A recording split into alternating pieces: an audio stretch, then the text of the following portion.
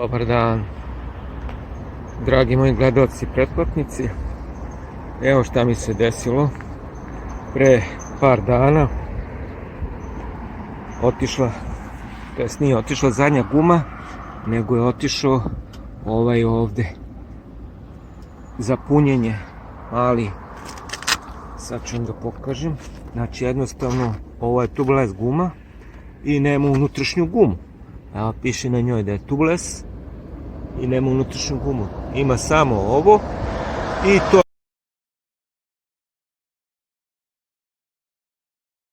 je jednostavno, samo ima ovo i to je jednostavno, vidite, propalo i guma se ispumpala na većoj brzini.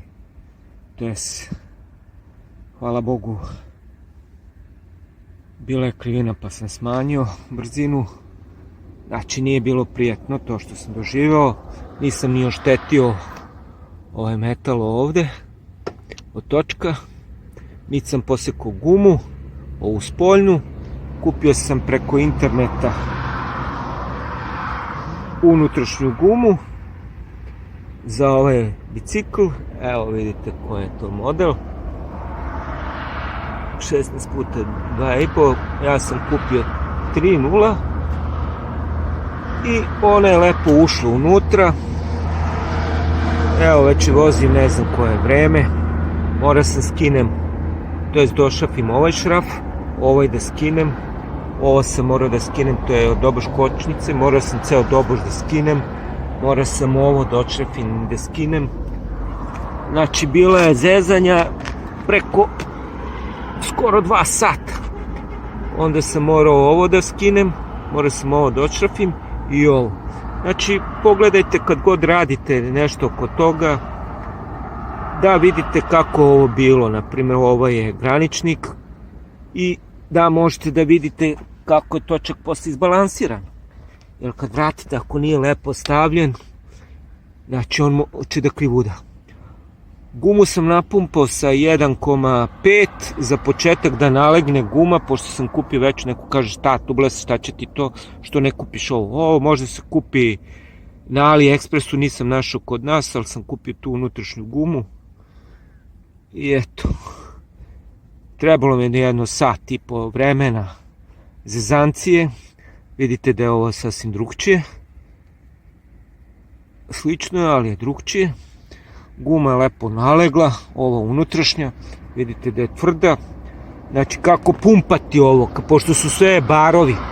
Evo imate ovde zapisano koliko je šta. Znači piše lepo 240, 310 kilo ovih paskala i ovo su PSI, imate ovaj kako se zove, jedva sam našao, u stvari nisam našao jedno, nego na YouTube-u tablicu i ono kalkulator i ono ispalo na kraju da je 2,4 do 3,1 bar. Znači za gumu zadnju, lepo su ljudi napisali. Ja sam stavio 1,5 da bi lepo nalegla guma za sada, pa ću da idem, dobro izgleda, pa ću da idem ponovo da je napumpam na pumpi benzinskoj. Šta da vam kažem, nisam prešao ni 1000 km, ovo se desilo. Dobro da nisam išao nekom velikom brzinom. Evo vidite i to je, znači ispustio je jednostavno ventil, je propao. Znači to je tubeless guma i tubeless ventil, neko kaže što nisam našao neki drugi, pa koji drugi, otkud znam, jedno sam našao i gumu preko interneta. Znači, zezancija. Znači odšrafljujete ovo, ne skidate, ne morate da skinete, ali u stvari ovde morate da skinete na ovoj strani, zato što je ovaj, kako se zove, doboš kočnica, ovo se skida isto, ovo se ošrafljuje, ovo je, kako se zove, mehanika za doboš kočnicu, kad to se isto šteluje ovde. Znači to sam skinuo sam ovaj šraf isto, ponovo da vam kažem, ovaj nisam morao da skidam, jednostavno sam izvukao. Bila je zezancija oko ovoga, kako se zove, lanca, ali ako pratite sve šta ste preporučio bi vam da slikate, onaj ko hoće da radi, ko neće da radi, nek ode kod nekog majstora. Mora sam i ovo da raskačim i pripazite ovo ovde, znači tu je direktno ide struja. Znači ako to iscimate, znači nećete imati struju u točku, to je motoru. I onda šta ste uradili? Ništa. Tako da vam kažem, to je bila ta zezancija sa gumom. Šta da vam kažemo oko ovoga, što kažu Kinezi, Lux e-bike. Evo šta je, počelo i da rđa, ne znam, nemam ni godinu dana i nešto. Rđa samo na ta dva mesta, da li to meni mačor ili neka vlaga, nemam pojma dok nisam bio tu.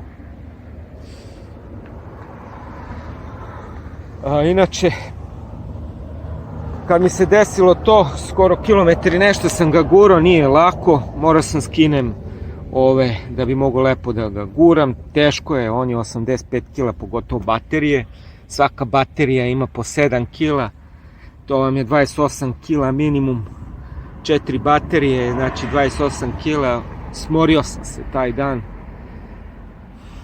i tako. Onda šta mi je ovo novo što sam uradio, to sam uradio merač daljinometar, evo vidite, ovo je magnetni deo koji udara ovde, ovo što sam nakačio, da bi mogao da meri razdaljinu, jer ovaj nema sveukupnu razdaljinu. Hoću, ako vas interesuje, pokazat ću vam jednog dana ovo, mislim, ovo sam kupio isto na kineskom sajtu, jako zanimljiva spravica, evo vidite kako se skida, pokazuje koliko sam prešao, 15 km i sve ukupno od kada sam je stavio 51 km. Ja moram to da baždarim, još jedva sam izbaždario, probao sam sve moguće metode, izbaždareno otprilike kako treba, 15 km prešao, ovo je ukupno kako sam stavio 51,8, 3 sata vožnje, ima sve, ima temperaturu, prosječnu, koliko si prešao, tako jako zanimljiva spravica, nisam nešto ni puno platio, koga interesuje to mogu da isto objasnim jednom na videu. Stavim ga ovde i jednostavno da ne bi morao stalno da pišem koliko sam kilometra prešao, otprilike oko 1000 km, 23-4 punjenja, baterije su kakve mogu da budu, gel, stari modeli baterija. Znači, nemojte kupovati nikakve baterije, ni gel, ni litijum-ionske, sačekajte, evo već su se pojavili natrijumske baterije, pa ćete se voziti preko 2-3 hiljade puta, možda se pune. Nisu nešto, ne znam koliko posto, 10-20% su teže od litijum-ionskih, tako da će ovo, znači, od 28 kg, ne vjerujem da će biti više od, šta ja znam, 7-8 kg maksimum, za istu razdaljinu da pređete. Šta je reći za ovaj Electrobike Discovery? Pa eto, Lux bike, lepo izgleda, ne troši puno.